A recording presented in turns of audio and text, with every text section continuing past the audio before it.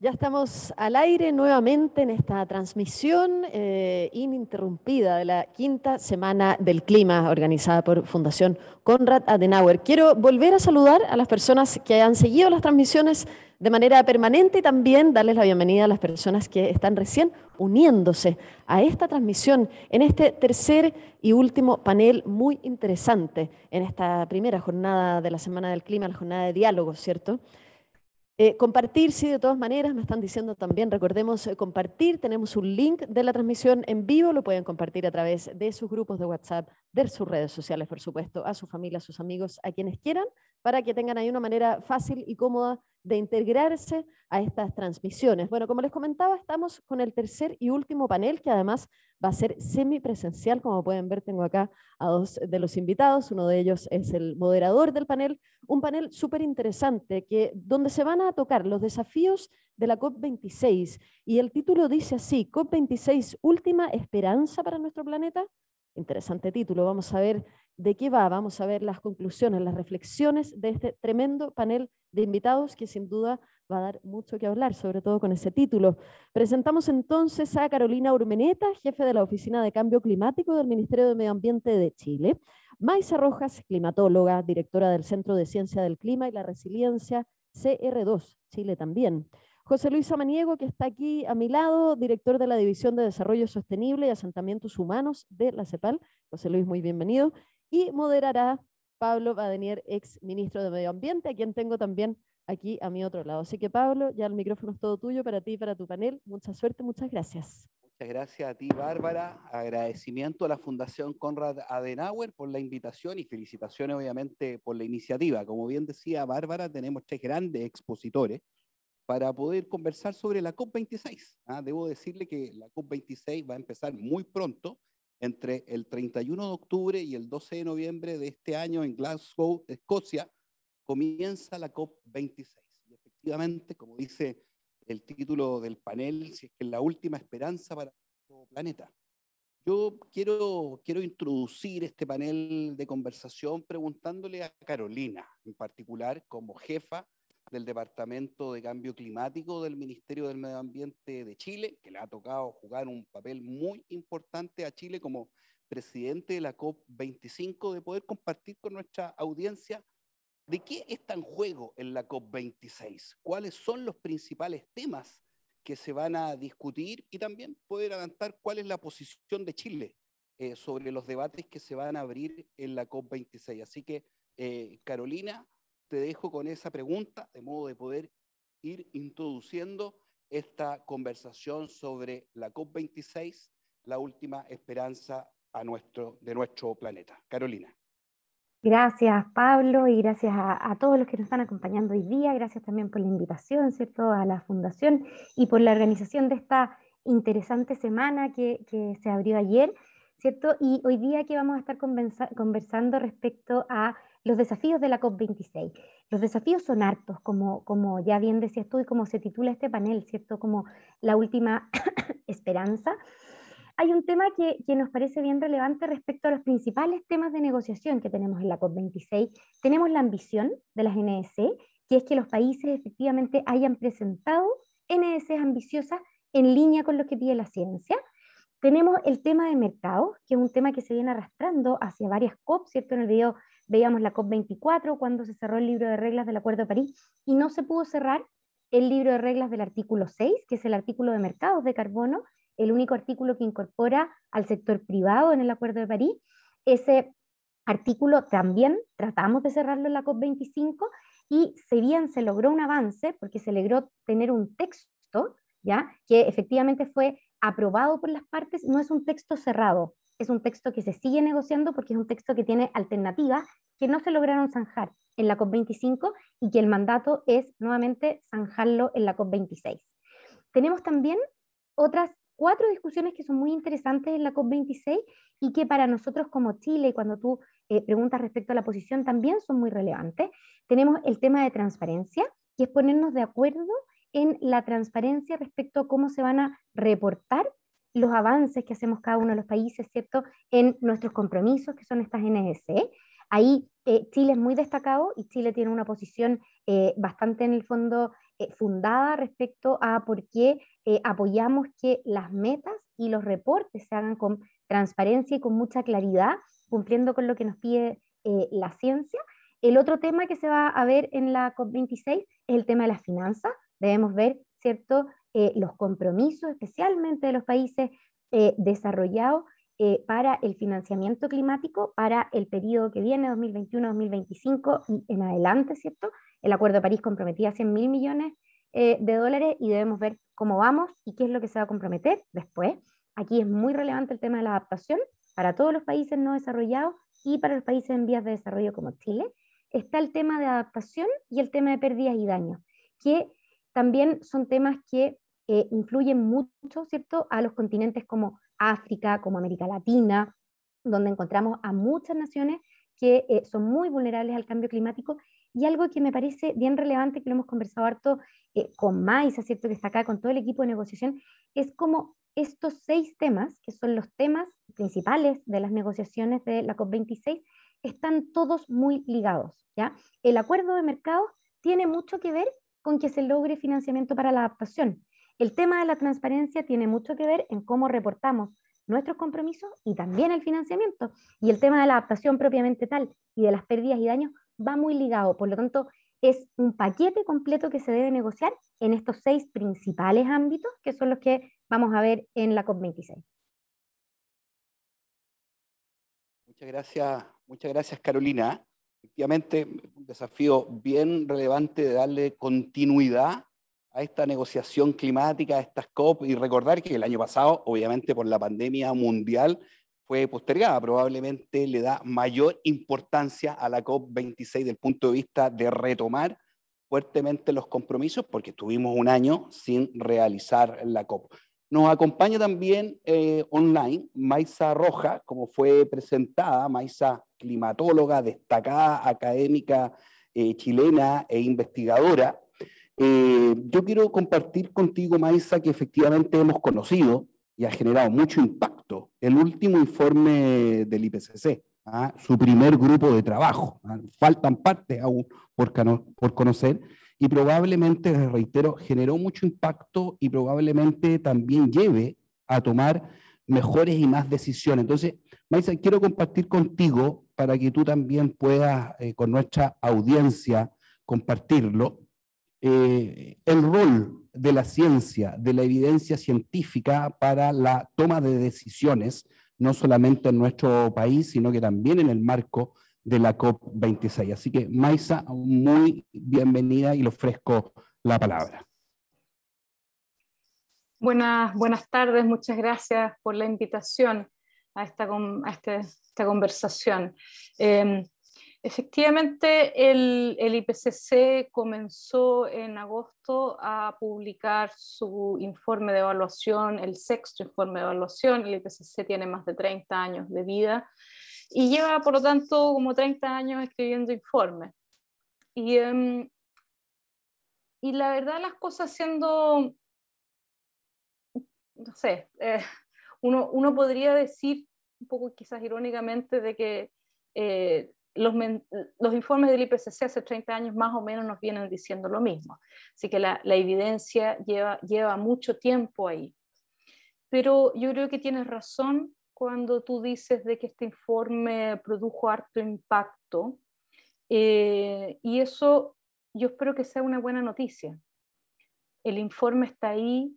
Yo creo que hubo un esfuerzo muy importante de comunicación de lo que contienen 4.000 páginas de informe. Las 4.000 páginas de informe es un informe técnico, complejo, muy amplio, abarca una cantidad gigantesca de áreas, pero el resumen que tiene y la bajada del resumen, ahí hubo un esfuerzo, yo diría que bastante inédito en el IPCC, de traducir esto de manera de poder comunicar el nivel de urgencia. Y eso requiere de ese trabajo, y yo creo que es ahí donde se diferencia este informe de anteriores. Y bueno, la urgencia está ahí. el 100% de los cambios que hemos observado, el cambio climático, es atribuible a acción humana. El cambio climático lo estamos observando en todas las regiones del mundo, y no solamente estamos atribuyendo cambio climático el promedio general, sino que muchos eventos extremos lo estamos atribuyendo a cambio climático. El planeta se ha calentado 1,1 grados, así es que lograr ese objetivo ambicioso del Acuerdo de París de limitar el calentamiento a 1,5 se nos está yendo rápidamente la oportunidad, la ventana de oportunidad que tenemos para lograrlo. La evidencia está ahí, y ahora lo que toca es tomar acciones con respecto a la evidencia. Y déjame terminar nomás con una reflexión que tú mismo mencionaste. El año pasado no hubo COP por la pandemia. Yo creo que la pandemia también fue un ejemplo de cómo países que toman decisiones con evidencia científica logran enfrentar de manera mejor la pandemia. Y yo creo que eso debiera ser un llamado, si es que alguien pensaba de que no es así, de que efectivamente para tomar buenas decisiones en un mundo tan complejo como el que estamos viviendo, háganlo en conjunto con la ciencia. Y para eso nosotros también tenemos que aprender a comunicar mejor. Así que esta es una alianza que por suerte tenemos en Chile, que yo creo que hay que reforzar, que hay que mantener, y que estoy segura que va a traer muchos beneficios. Muchas gracias, Maisa. Yo también quiero recordar que el último informe del IPCC fue antes del Acuerdo de París, por lo tanto, efectivamente fue un informe que también ayudó a tomar más y mejores decisiones. Quiero agradecer a todos los que nos acompañan. Estamos en el panel COP26, la última oportunidad del planeta. Nos acompaña Carolina Urmeneta, Maisa Rojas, y acá presencialmente, desde el MAVI del barrio Las Tarrias de Santiago de Chile, nos acompaña José Luis Samaniego, jefe de la División de Desarrollo Sostenible de la CEPAL. Y quiero también, a modo de complementar e introducir tu intervención, José Luis, con respecto al impacto internacional, porque el desarrollo de la COP26 también nos encuentra con la pandemia, y creo que desde el punto de vista internacional hubo un aporte muy sustantivo en la última COP, en la COP25, desde el punto de vista de haber conocido el acuerdo verde de la Unión Europea, que también impacta desde el punto de vista de las decisiones de política pública que toman otros países. Entonces, conocer tu impresión del punto de vista de dónde nos vamos a mover como mundo con estos acuerdos que ha tomado la Unión Europea, vinculándola a la pandemia y, por supuesto, a los desafíos climáticos que hoy día son muy evidentes, recordando, obviamente, las palabras de Maisa muy recientemente. Por favor, José Luis. Muchas gracias, Pablo. Muchas gracias.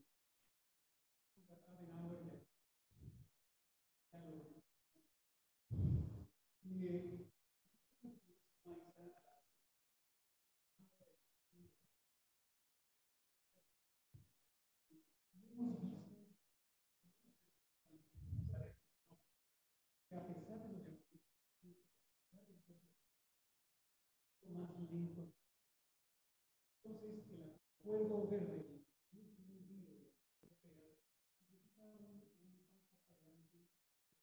deliberadamente se ha tomado la decisión más agresivas.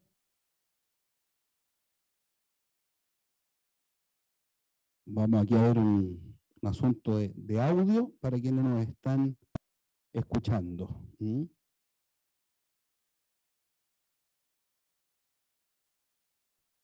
¿Puedo compartir este micrófono?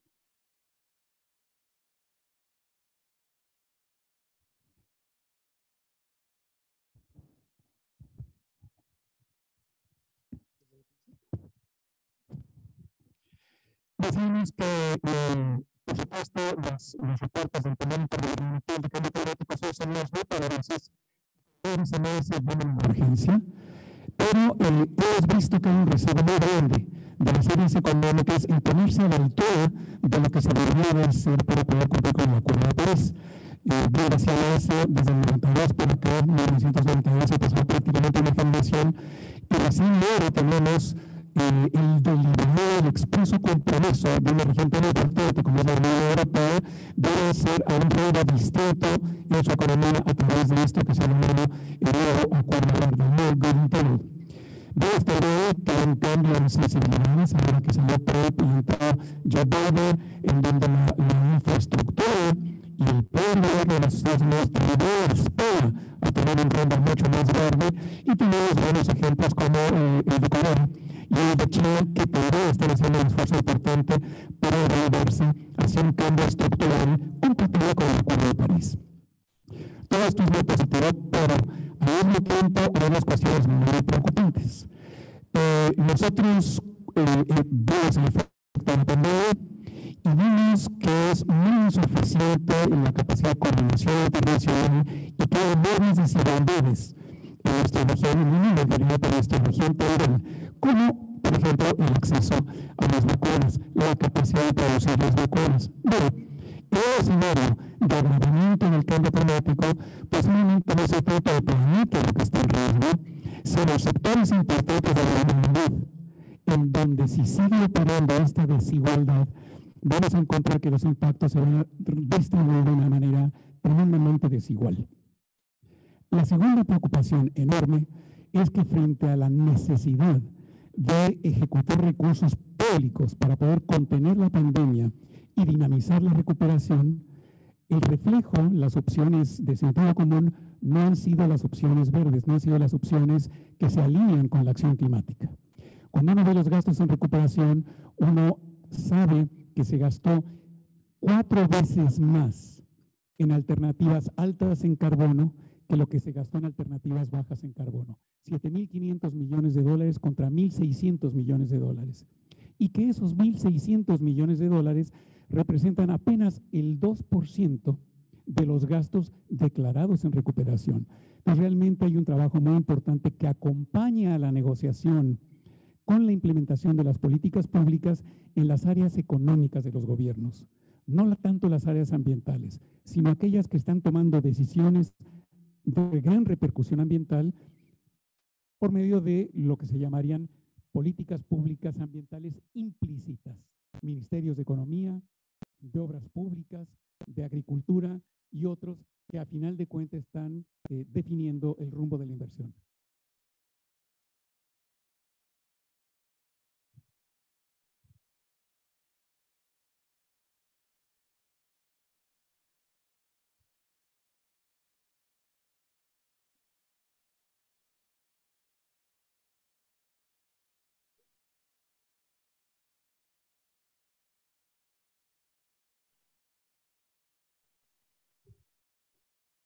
Su NDC. Entonces, conocer también tu impresión, Carolina, del punto de vista de que esta COP26 y también es una oportunidad para retomar aquel compromiso que firmamos todos los países de actualizar nuestra NDC, y tu diagnóstico también de la importancia de que todos los países, obviamente los países mayores emisores, puedan comprometer y actualizar su NDC de una manera ambiciosa, porque si no, las metas que nos hemos fijado como Acuerdo de París, obviamente van a ser más difíciles de cumplir y más lejanas. Entonces, Carolina, conocer desde la presidencia de la COP, desde el Ministerio de Chile, que debo decir que Chile ha sido un buen alumno, sí actualizó su NDC, el impacto de esta demora, por decirlo de alguna manera, en actualizar sus NDC los principales países emisores del planeta. Gracias, Pablo. Y efectivamente, yo creo que voy a tomar la pregunta por dos lados. Uno, el tremendo impacto en esta demora. Todos sabemos que estuvimos con una pandemia, ¿cierto? Y seguimos viendo una pandemia muy importante a nivel mundial. Eso ha hecho que se retrasen muchos de los compromisos, pero no puede ser así. Nosotros vemos que de los 15 mayores emisores a nivel mundial que emiten al menos el 73% de las emisiones, son muy pocos los que cumplieron con presentar su NDC al 2020, que era el requisito del Acuerdo de París, y siguen siendo muy pocos los que la han presentado el 2021. Acabamos de recibir el último informe de síntesis de las Naciones Unidas respecto a los reportes de la NDC y las noticias no son buenas. Y lo sabíamos, un poco lo que mencionaba Maisa, ¿cierto? Nosotros claramente estamos monitoreando quiénes han presentado las NDC, cuán ambiciosas son esas NDC, y en los grandes emisores tenemos una responsabilidad muy importante en que puedan entregar sus NDC y que esas NDC sean ambiciosas. Eso efectivamente estamos al debe. Nosotros, acaba de ser la Precop en Milán, fue un mensaje muy importante que transmitió la ministra de Medio Ambiente como presidenta de la COP25 a todos los que asistieron a la Precop, que fue un encuentro de muy alto nivel, y también lo reforzó obviamente la presidencia de la COP26, que es la presidencia entrante, ¿cierto?, que asume el mando el primer día de la COP26. Así que ahí efectivamente hay un desafío que es tremendo y que se requiere que los grandes emisores presenten sus NDC en línea con lo que pide la ciencia. Es necesario que esos compromisos sean transparentes y sean claros respecto a las reducciones y a su ruta a la carbono neutralidad. Y por otro lado, como tú mencionabas, ¿cierto, Pablo? Y también no le alcancé a escuchar todo específicamente a José Luis, pero me parece que es muy relevante tener claro que en Chile, y fue una de las cosas muy importantes de haber tenido y seguir siendo, ¿cierto?, una de las presidencias de la COP, la presidencia de la COP más larga que hemos tenido en la historia, ¿cierto? Vamos a hacer presidencia durante 2 años en el fondo completos, es que Chile presentó su NDC en medio de la pandemia en el año 2020. Y esa NDC se construyó con un proceso basado en la ciencia. Acá, todos los que estamos acá, ¿cierto?, reconocemos y vimos el liderazgo importante que tuvo y que plasmó Chile como presidencia de la COP, de la ciencia. La ciencia se reconoció, ¿cierto?, como un pilar fundamental en la declaración, en la CP1, ¿cierto?, de la COP25, y ahí el apoyo y la participación activa que tuvimos de los científicos en Chile para poder actualizar nuestra NDC de manera ambiciosa fue clave. La NDC de Chile es transparente respecto a su meta, es una meta en presupuesto de carbono, es decir, en la cantidad de emisiones de gases de efecto invernadero acumulado entre el año 2020 y 2030. No hay especulaciones ahí, es un número que es fijo, que está establecido, que es ambicioso y que a la vez comprometimos a bajarlo a los sectores, y es lo que estamos haciendo ahora, que vamos a presentar en la COP26 cuando entreguemos la estrategia climática de largo plazo de Chile. Y lo último, porque no alcancé a escuchar todo lo que decía José Luis, pero para un poco relacionar lo que estaban conversando con José Luis con respecto a las NDC, para Chile haber presentado la NDC y tener instrumentos financieros como los bonos verdes soberanos fue clave para poder tener un compromiso de recuperación sustentable respecto a la inversión pública. Ahí efectivamente Chile comprometió que al menos un 30% de su inversión pública iba a ser para acción climática, para acelerar el desarrollo sustentable, esta transición que necesitamos hacer, y eso fue así. Efectivamente eso ya se encuentra reportado, y es una tremenda noticia porque pudimos usar la NDC como el marco para evaluar esa inversión pública. Obviamente todo lo que se ha gastado en la recuperación tiene mucho más cosas que solo la inversión pública, porque están las vacunas, toda la inversión que se debió hacer en salud, etcétera, etcétera. Y por eso es que Chile muy responsablemente dijo: en inversión pública vamos a hacer un esfuerzo que es claro, y que la buena noticia es que ese esfuerzo y ese informe de inversión queda también como mandatorio en el proyecto de ley marco de cambio climático. Ahí es un tremendo avance. Aquí la Maisa estuvo con nosotros, ¿cierto?, participando activamente en esa tramitación, que esperamos que hoy día se termine en la sala del Senado, hoy día en la tarde, y que pasemos a segundo trámite en la Cámara de Diputados. Así que ese es un poco cómo vemos nosotros estas dos grandes temas, ¿cierto?, respecto a la NDC, el compromiso de los grandes emisores, que efectivamente están al debe, y cómo en Chile el actualizarla de manera ambiciosa fue muy clave para poder seguir avanzando en nuestras políticas climáticas de Estado.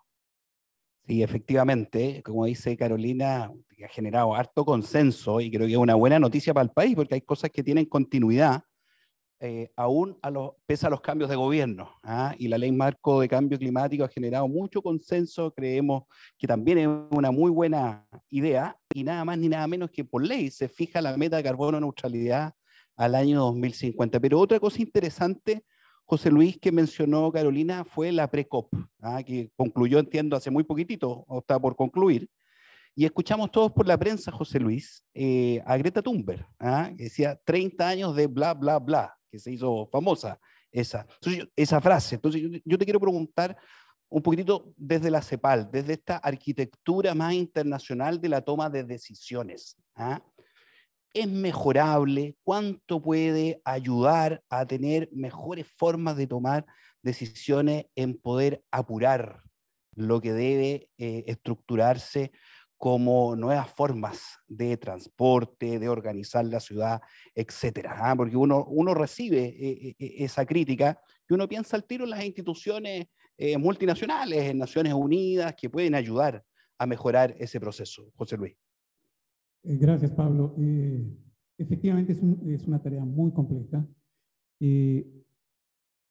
Tú puedes ver que gran parte de las políticas económicas se discuten fuera del marco de Naciones Unidas, más bien en los organismos de Bretton Woods, que no tenemos un foro internacional, por ejemplo, para coordinar la política fiscal, que se empiezan a tomar medidas unilaterales necesarias desde el punto de vista de quien las está tomando, como por ejemplo el impuesto en frontera al carbono que se está discutiendo en el marco de la Unión Europea para evitar la fuga de inversiones hacia regiones que están menos reguladas cuando dentro de la Unión Europea se está fortaleciendo la regulación climática. Yo creo que es necesario varias cosas. Tener procedimientos más bien armonizados, discutidos internacionalmente, para ir internalizando el riesgo climático en los sectores financieros, para tener mecanismos de evaluación de las inversiones, tanto del sector público como del sector privado, que internalicen los costos ambientales que traen las inversiones con alta huella de carbono, de modo que podamos proteger simultáneamente lo ambiental al mismo tiempo que protegemos la competitividad entre los países y orientamos la inversión hacia opciones más bajas en carbono. Cuando Greta dice bla, bla, bla, es porque muchos de esos instrumentos siguen funcionando como si no tuviéramos por enfrente la emergencia climática. Hay que reconocer, lo que dice Carolina es muy cierto, Chile está en una posición de vanguardia en materia de ir cambiando las señales de largo plazo que se están dando para la inversión. Una vez que queden asignados los presupuestos de carbono sectoriales, va a ser inevitable que se alineen las finanzas públicas, la política tributaria y la política financiera para poder hacer que cada uno de los sectores se mantenga dentro de su respectivo presupuesto de carbono que la ley va a acabar facultando para asignar y que tiene que hacer coherente entre la estrategia de largo plazo y cada una de las contribuciones nacionalmente determinadas. La decisión de, por ejemplo, asignar un porcentaje de los recursos a la recuperación que fueran a inversiones verdes es crucial. Y eso es lo que deberíamos de estar viendo en todas las economías.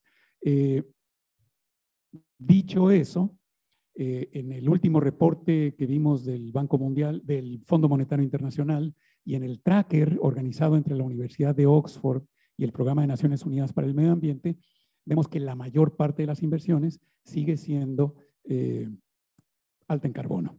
Ese sentido común tiene que cambiar y toda la política tiene que hacerse coherente. Y sin duda, un marco regulatorio y de política económica coordinado, armonizado regionalmente, sería mucho más favorable a una transición. Termino diciendo, con un ejemplo para que la gente que nos escuche lo entienda. No puede seguir siendo más barata la producción de energías fósiles o subsidiar a la energía fósil o el consumo de la energía fósil que el apoyo a las energías renovables. Y no podemos ser omisos en la regulación que habilita, por ejemplo, a la penetración de los vehículos eléctricos, a los materiales reciclados en la economía, etcétera, para que también se mande una señal a los potenciales inversionistas de que esos son los nuevos nichos de inversión y que queremos ir en ese rumbo. Muchas gracias, José Luis. Yo quiero volver con Mayra, desde el punto de vista de poder compartir de la estructura y la forma que el IPCC da a conocer sus informes, de alto impacto, no solamente creo para la opinión pública, sino que también para la toma de decisiones, para la COP26.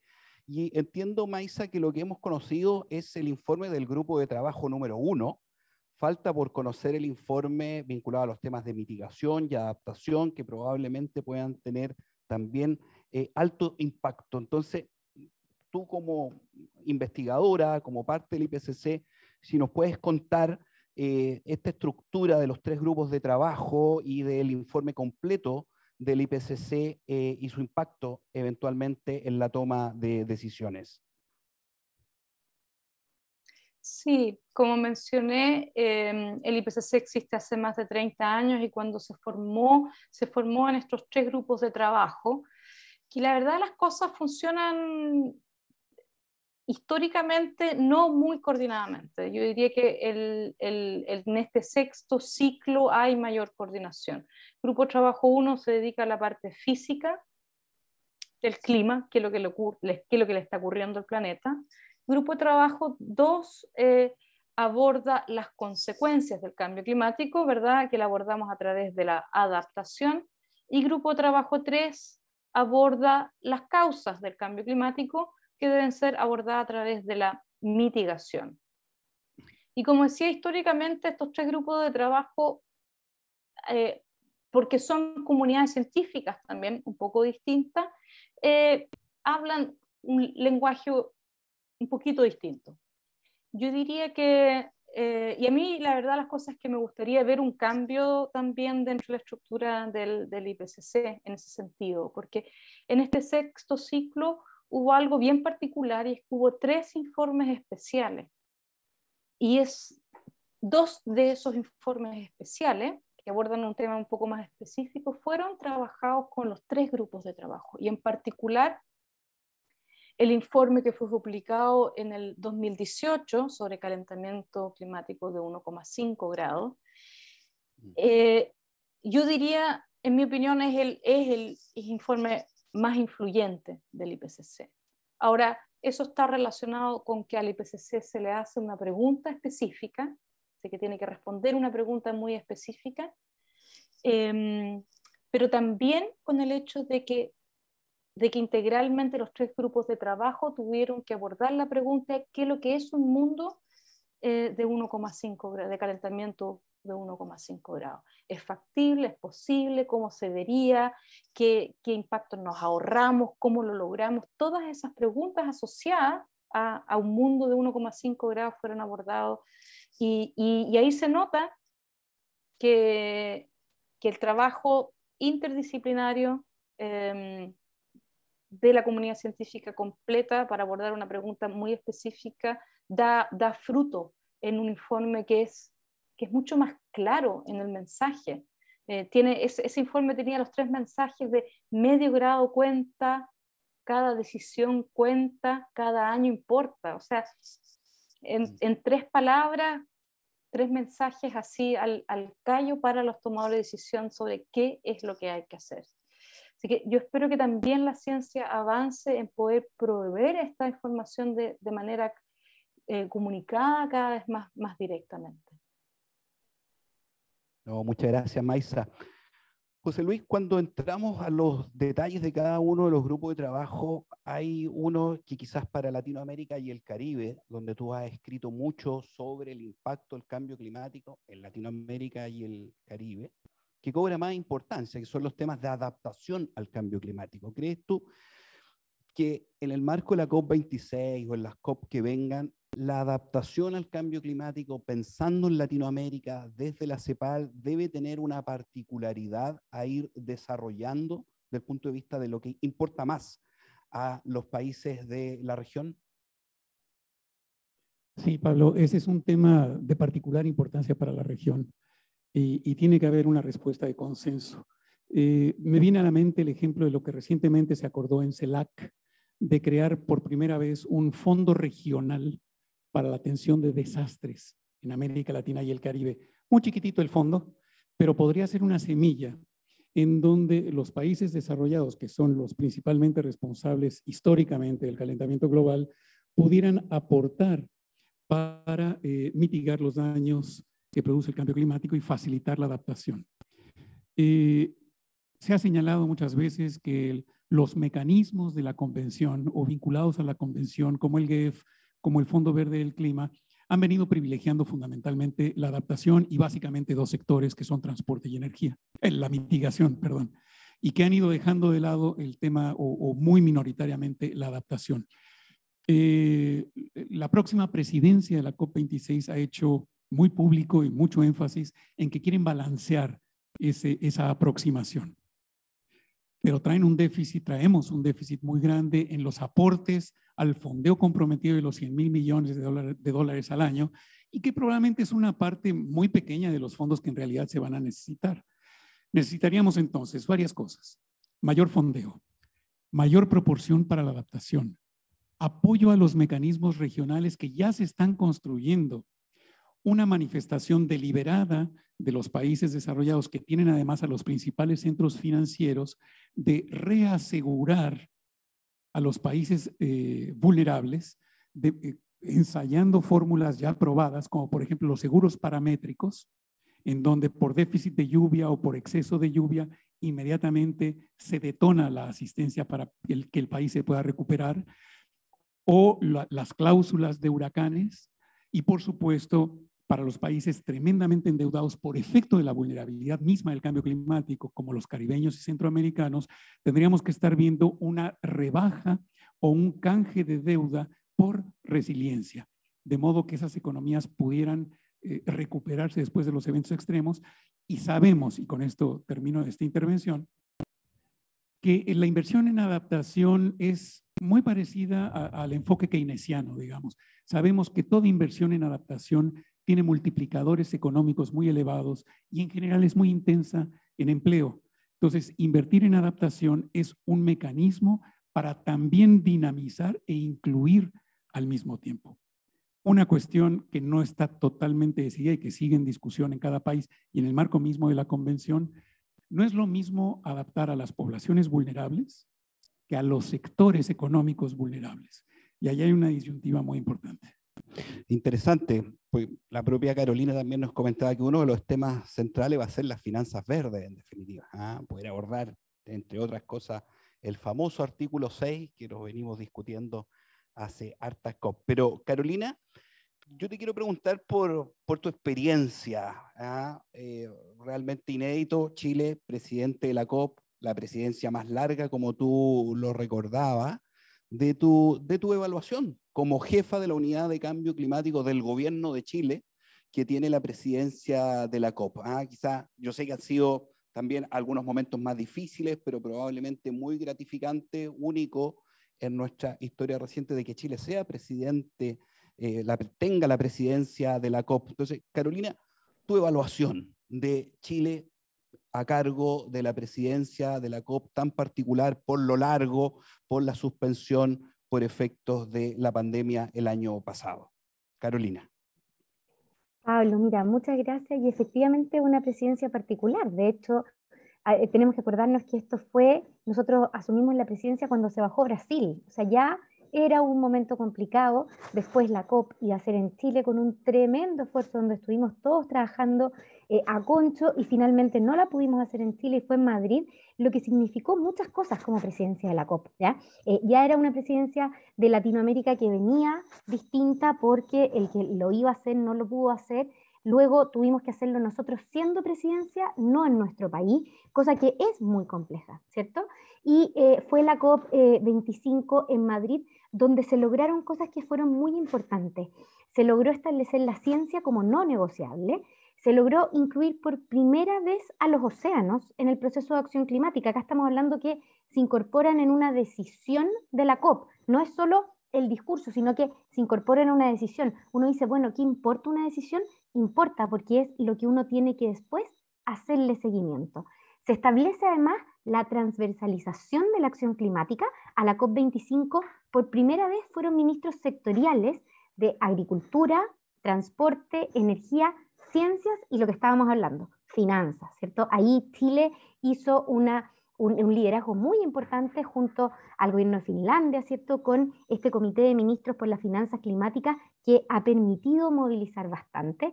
Se integró con fuerza al sector privado, ahí José Luis tiene un punto muy cierto respecto a, por un lado, tenemos que trabajar con las comunidades vulnerables y también tenemos que lograr que el sector privado se movilice. Y ahí algo que Chile como presidencia de la COP hizo, que nos parece que ha sido un gran acierto, fue que el champion de la COP25 efectivamente se enfocó en los actores no estatales.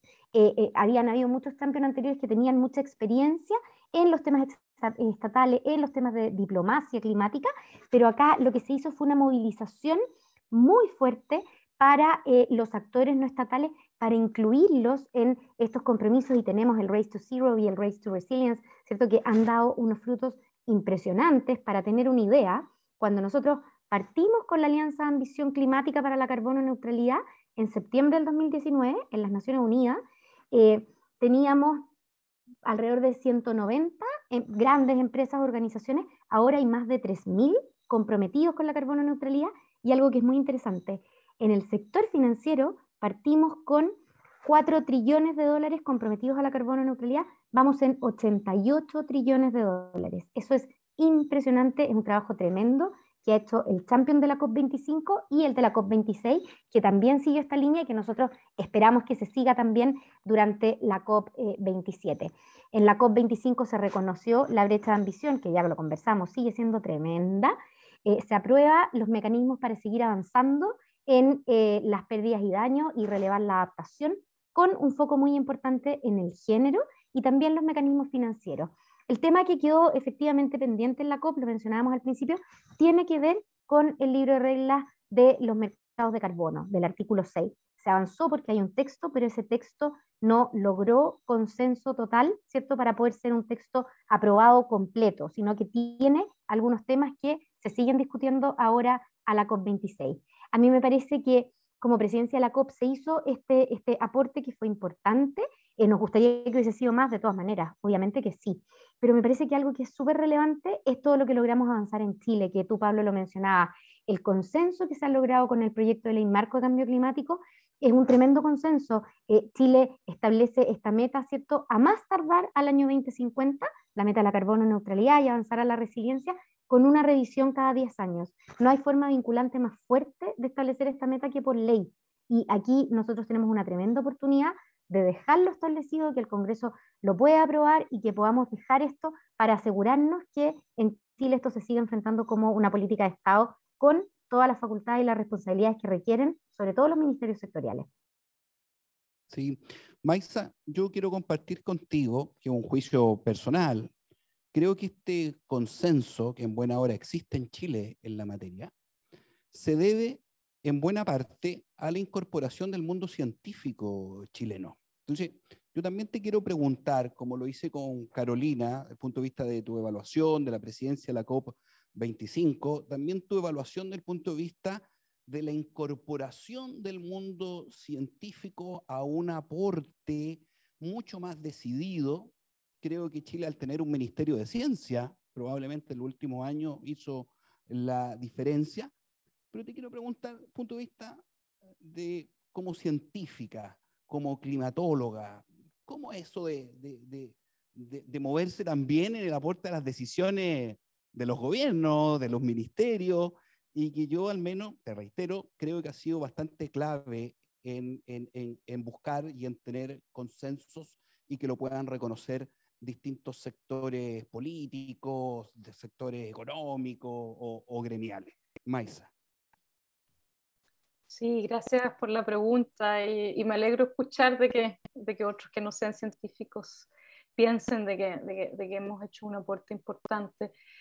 Y yo concuerdo que, a ver, yo lo primero que quisiera decir que sin duda el hecho de que Chile, sea por la razón que fuese, que haya tomado la presidencia de la COP y que haya resultado ser una presidencia larguísima, movilizó enormemente al país. Ocurrió otra cosa al mismo tiempo, que fue algo casual, pero que yo creo que ayudó muchísimo, efectivamente, es la instalación del Ministerio de Ciencia. Y que el presidente invite al ministro de Ciencia a sumarse a Cancillería, Ministerio de Medio Ambiente, que son los dos ministerios que llevan el tema del cambio climático en nuestro país, en todos los países.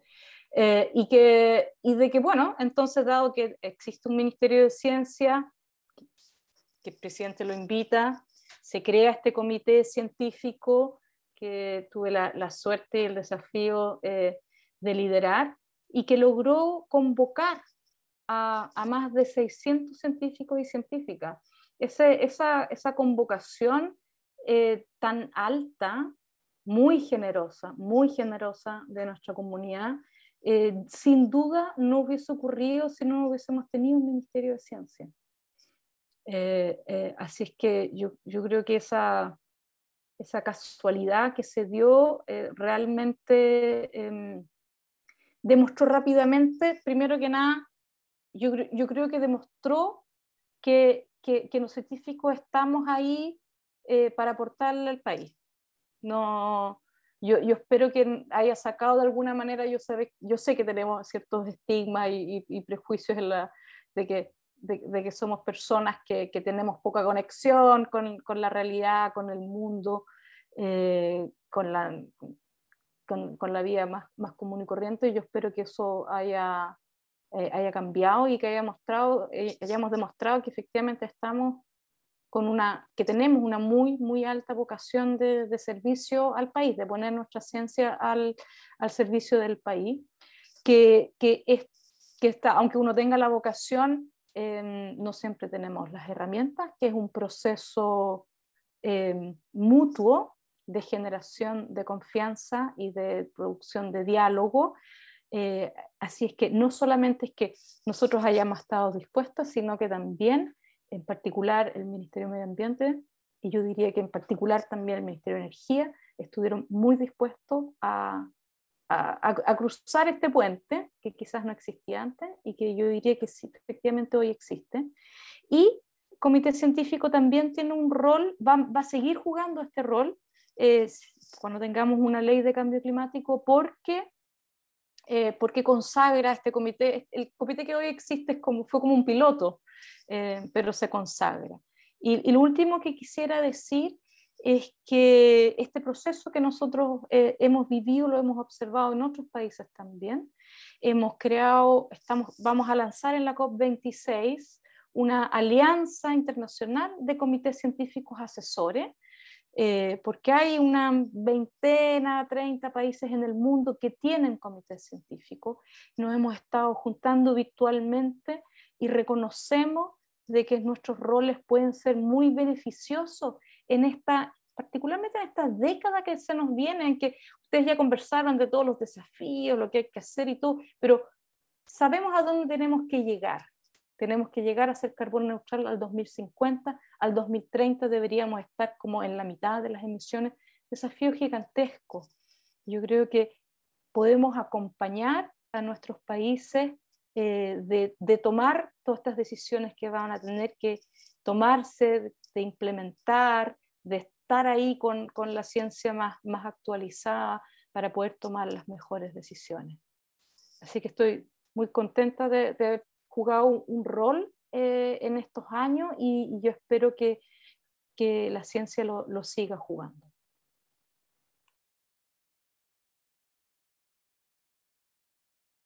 Del punto de vista de esta experiencia virtuosa chilena, en otros países hay algo parecido, países de la región, se mira la experiencia chilena como algo a imitar, desde el punto de vista del consenso, de la incorporación del mundo científico, de tener un marco normativo como la próxima ley marco climático, como una experiencia a imitar desde el punto de vista de otros países de la región? Hubo el impacto nacional que han relatado bastante coloridamente y bien Maisa y Carolina. Yo creo que también la larga presidencia de la COP25 permitió un acercamiento mucho mayor con los países de la región latinoamericana en particular, y en particular con los científicos latinoamericanos. Yo creo que esta posibilidad de tener foros de diálogo científico son muy importantes.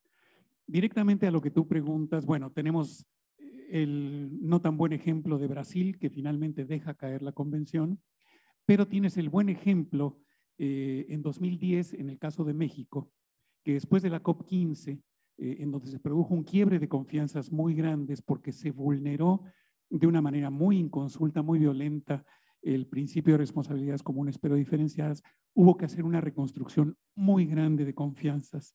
Y eso lo logró hacer con éxito la presidencia de México en su momento y permitió que el proceso continuara hasta desembocar de una manera mucho más ordenada en el Acuerdo de París.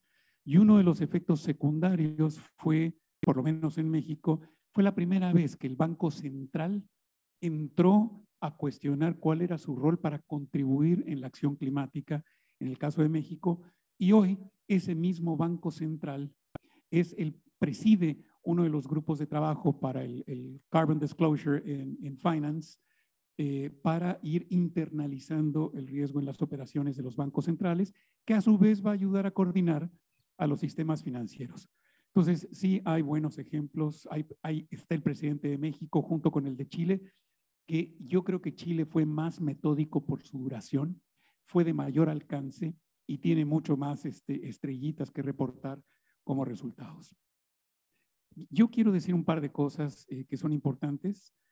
Uno, con relación al comité científico, que me parece crucial. Se mostró, como bien dice Maisa, la efectividad de hacer interactuar ciencia con política de acción climática. Y ahora que se está, y por cierto, que el único umbral ambiental acordado globalmente, cuantificado globalmente, es el del cambio climático. En el caso de la capa de ozono se decidió eliminar la sustancia agotadora, pero en el caso del cambio climático, por efecto del acuerdo alrededor del 1,5 grados y de los 2 grados, se acordó también un límite a la concentración y un límite al flujo. Y al acordar contribuciones nacionalmente determinadas, esos presupuestos de carbono y esos umbrales se adoptan a nivel nacional. Eso es producto de la ciencia. Para las otras variables ambientales, para los otros límites naturales, no los tenemos cuantificados.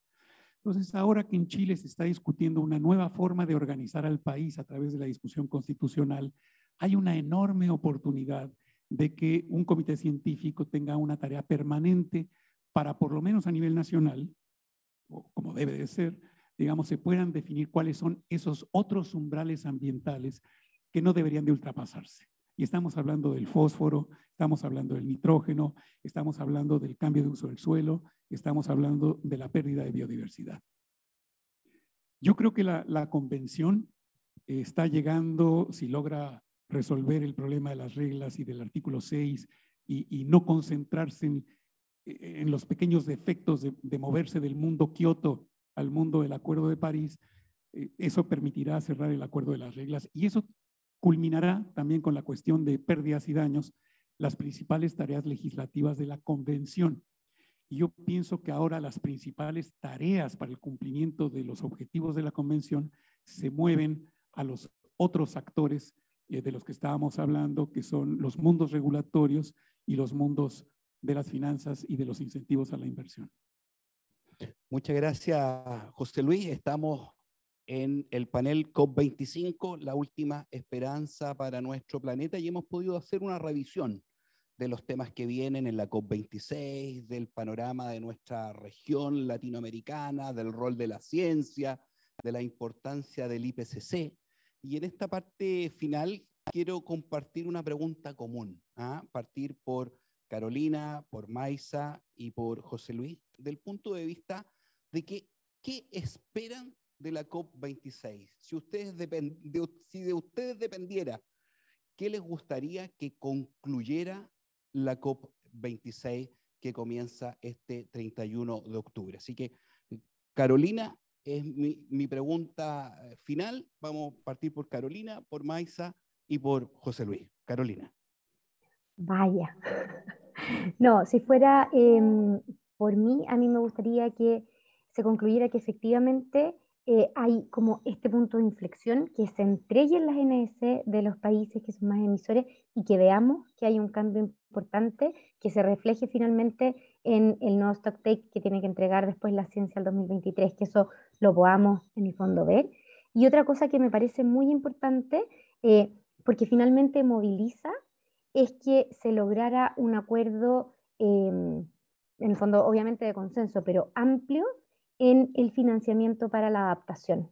Nosotros ahí es un tema que hemos relevado harto como presidencia, en las necesidades de la región, también sobre todo de África, pero creemos que eso es clave para lograr cimentar y poder avanzar en el resto de las cosas que se necesitan.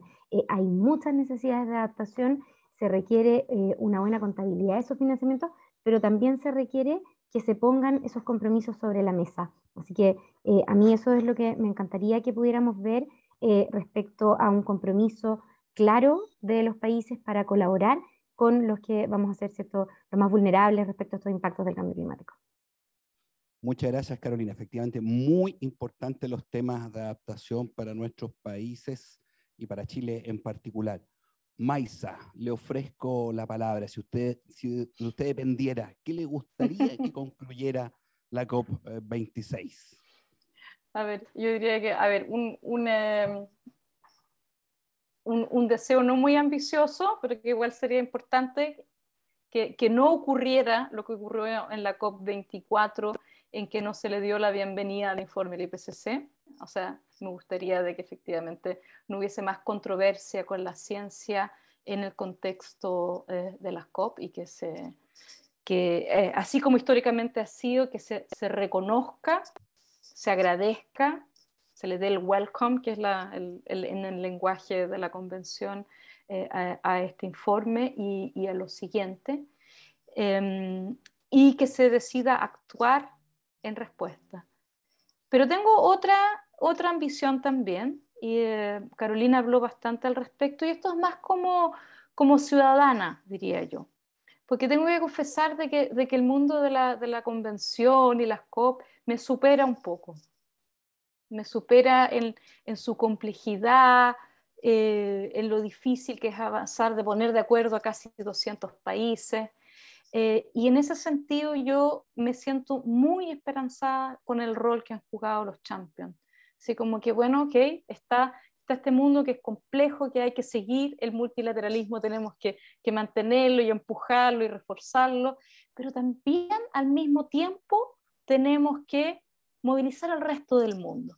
Y una vez que entendí eso y lo que hemos visto con nuestro champion chileno en particular, esto de avanzar al mismo tiempo con todo el resto del mundo me parece maravilloso, es lo que me da esperanza y quisiera ver que eso continúe, y eso estoy bastante seguro de que así va a ser. Así que eso No, sería. muchas gracias, Maysa. No es tan poco ambicioso. Y quiero ofrecerle finalmente la palabra también a José Luis, lo mismo. Si de ti dependiera, José Luis, ¿qué te gustaría que concluyera la COP26? De la COP me gustaría que se acordara que el esfuerzo hecho en la etapa de 1992 a 2000 se reconoce. Es decir, lo que hicieron los países en vías de desarrollo para abatir emisiones con el mecanismo de desarrollo limpio y esos certificados que se crearon, se reconozcan, que pueden no acelerar todo lo que se pudiera la ambición climática, ok, pero eso va a salir del sistema en 1 o 2 años. Y eso permite despejar la rivalidad que ha habido entre norte y sur, y eso ayudaría a que se acordaran las reglas del Acuerdo de París. Listo. Eso no nos va a detener. Y fuera de la convención, de todos los que acompañamos a la convención, me gustarían 2 anuncios. Uno, que se van, ya lo dijo Carolina, hay fondos para la adaptación, pero además todas las instituciones de seguros van a reasegurar los daños provocados por el cambio climático y se crea todo ese instrumental para que los países se puedan adaptar con mayor facilidad y que ya no se van a financiar los combustibles fósiles a partir del 2000, yo diría 22, pero a lo mejor es demasiado. Oh, muy bien, muchas gracias, José Luis. Yo quiero agradecerles la participación, el tiempo de cada uno de ustedes, a Carolina Urmeneta, jefa de la División de Cambio Climático del Ministerio del Medio Ambiente, a Maysa Rojas, climatóloga y directora ejecutiva del CR2, y por supuesto a José Luis Samanigo, que nos acompaña acá desde el MAVI del barrio Las Tarrias de Santiago de Chile, y por supuesto el agradecimiento también a la Fundación Konrad Adenauer por la invitación, por promover un diálogo de buena calidad en este panel COP26, la última oportunidad para el planeta. Nuestra invitación es que sigan en la Semana del Clima en el programa que ustedes pueden visitar en www.semanadelclima.cl. Así que a todos ustedes, muchas gracias por acompañarnos. Pablo, gracias a Chao, ti, gracias. gracias José Luis, a ti y a todo tu panel. Me voy a poner aquí al medio de estas dos mujeres extraordinarias con su exposición de hoy. La verdad, todos, gracias Pablo por moderar este panel. Y estamos cerrando con esto, esta primera jornada de la quinta semana del clima, organizada por Fundación Konrad Adenauer. Como ya nos mencionaba Pablo, pueden encontrar toda la información, los programas en semanadelclima.cl. Ahí también inscribirse, los invitamos a compartir el link, ¿cierto?, de la inscripción de las transmisiones que estamos realizando, y además contarles que no se acaba todo aquí, porque nosotros en la tarde tenemos seminarios especializados. Va a haber uno sobre medios de comunicación y economía circular, va a haber otro sobre, ahí sí, va a haber otro sobre energía en la región metropolitana, ese desafío, ¿no?, de eficiencia energética en la región metropolitana. Y además, durante todos los días hasta el 10 de octubre, estamos con cine y medio ambiente, cine ambiental, junto con el Centro Arte Alameda, así que pueden entrar ahí a centroartealameda.tv y ver todos estos documentales, y los invitamos, por supuesto, a seguir todas las transmisiones durante todos estos días de aquí al viernes, de los 6 paneles oficiales que nos quedan, más todos los seminarios especializados y el cine. Muchas gracias a todos por haber estado con nosotros aquí en esta transmisión, en este híbrido entre lo presencial, acá desde el Museo de Artes Visuales y www.semanadelclima.cl. Que estén muy bien, nos vemos mañana a las 9 de la mañana. Gracias.